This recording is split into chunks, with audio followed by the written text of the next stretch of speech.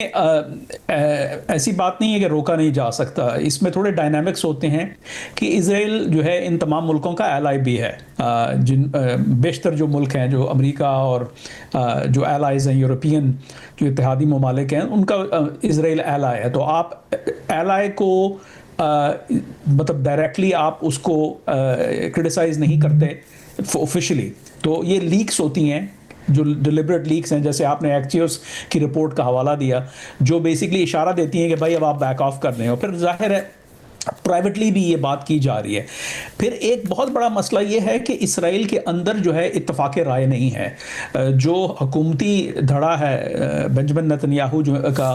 ان کا اور ان کے جو فار رائٹ ایلائز ہیں وہ ان کا ایک موقف ہے، اور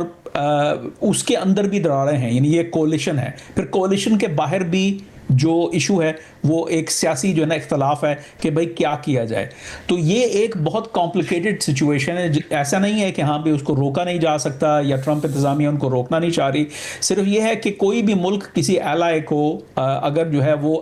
کوئی ڈیورجنس آف انٹرسٹ ہو رہا ہے، جیسے شام کے حوالے سے ہے، اب غزہ کے حوالے سے ہے، ان تمام ممالک کا یہ کہنا ہے کہ بھائی دیکھیں اب جو ہے وہ